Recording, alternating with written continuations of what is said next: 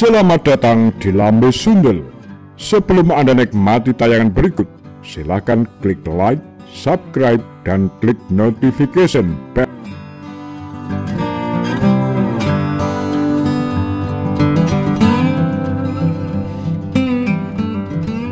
Keris Sakti dan Pagebluk Corona. Seorang ahli keris menghubungkan kembalinya keris Pangeran Diponegoro sebagai pertanda gaib untuk menghalau wabah corona. Benarkah demikian? Wabah penyakit coronavirus disease COVID-19 sedang merongrong Indonesia sejak 30 Desember 2019. Penyakit yang pertama kali mewabah di Wuhan, Cina, kini telah menyebar ke berbagai negara, menjadikannya bencana yang menakutkan tanpa diketahui cara pengobatannya. Sementara itu, pada momen yang sama, Kementerian Pendidikan, Kebudayaan, dan Ilmu Pengetahuan Belanda pada hari Rabu, tanggal 4 Maret 2020, mengumumkan pengembalian sebelah keris Jawa kepada Indonesia. Keris tersebut diserahkan Menteri Pendidikan, Kebudayaan, dan Ilmu Pengetahuan Belanda, Ingrid van Engelshoven, kepada Duta Besar Indonesia, I Gusti Agung Wisaka Puja, di Kedutaan Besar Republik Indonesia di Den Haag, Belanda.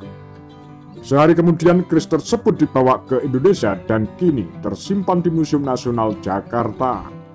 Tony Yunus, peneliti keris sekaligus penulis buku Keris An Interpretation, menanggapi berita corona yang beriringan dengan kembalinya keris Diponegoro sebagai sebuah pertanda. Menurutnya, kedua peristiwa tersebut memiliki hubungan yang bisa dimaknai secara magis. Kalau percaya dengan kejawen, keris Pangeran Diponegoro dicuci dan dikirapkan, corona selesai. Secara alamiah, ini ada tanda-tanda kenapa begini.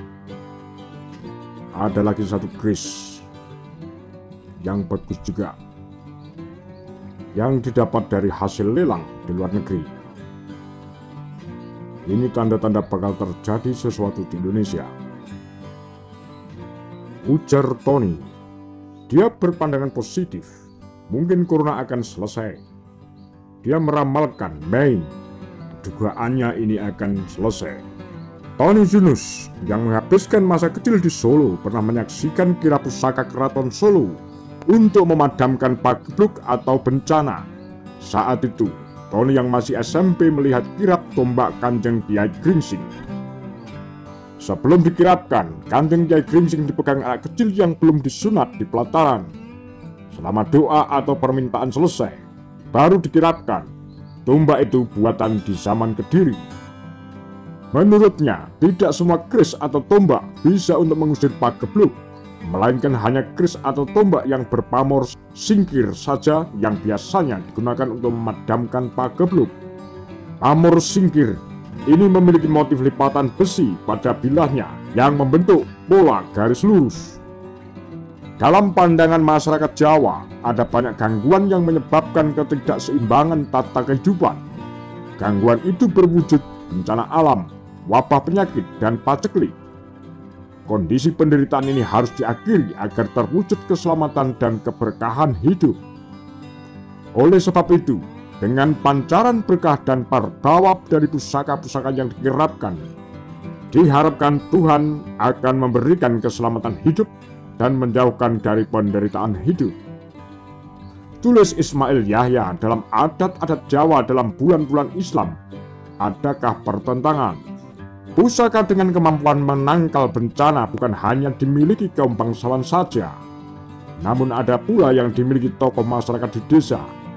Beberapa tokoh masyarakat di Gunung Kidul, dikutip dari senjata tradisional daerah istimewa Yogyakarta, memiliki keris yang diyakini memiliki kemampuan untuk kesuburan tanah, menyembuhkan penyakit, dan mengusir setan. Penangkal pagebluk bukan saja berwujud senjata seperti keris dan tombak, melainkan juga berbentuk bendera.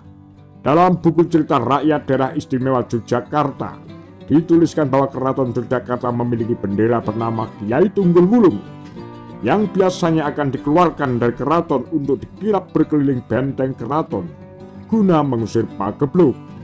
Fenomena pusaka sebagai pengusir pagebluk bukan hanya di Jawa, tetapi pada masyarakat Bugis juga ditemukan hal serupa. Setiap pusaka yang dimiliki seorang Bugis akan diberi pasing keru sumange atau tali ikatan semangat yang dibuat berdasarkan sistem pengetahuan dan kepercayaan kuno orang Bugis. Khusus kalangan bangsawan, tali ikatan semangat, pasing keru sumange, keris, badik, dan pedangnya terbuat dari emas atau perak dengan perhiasan batu permata dengan maksud keagungan, kemuliaan, dan kekuasaan. Sebagian kalangan lainnya mengisi pasing keru sumange, keris atau badik atau pedang dengan aji salawu untuk bisa lolos dan terhindar dari penglihatan dan kepungan musuh. Ada pula yang mengisi pasing keru sumange, keris atau badik atau pedang dengan batu virus untuk menolak ilmu hitam dan bencana. Tulis Ahmad Ubi dalam Senjata Pusaka Orang Bugis yang termuat dalam keris dalam perspektif keilmuan Suntingan Waluyo Suyatno dan Unggul Sudrajat. Namun kini makna dan fungsi keris semacam itu dalam kehidupan masyarakat mulai bergeser, lebih berfungsi sebagai aksesoris dalam kelengkapan pakaian adat Jawa. Pesona magis keris sudah jauh berkurang. Soekarno, Presiden pertama Republik Indonesia, pernah memiliki pengalaman soal keris yang tak ampuh lagi. Sekali waktu di tahun 1960-an, Soekarno pernah didatangi oleh seorang yang membawa keris pusaka. Coba cabutlah keris itu dan mohon hujan turun sekeras-kerasnya agar rumput di tamanku menjadi segar dan hijau, perintah Soekarno. Seperti pengakuan Bambang Wijanarko, ajudan Bung Karno dalam buku Sewindu Dekat Bung Karno. Mendapat perintah seperti itu, Pak Pringgo, si pembawa keris pusaka, pucat pasi karena tahu keris yang dibawanya tak dapat memenuhi titah Bung Karno. Lantas, apakah keris Pangeran Diponegoro bisa menanggulangi wabah corona? Demikian kura-kura, tagar lambe sundel.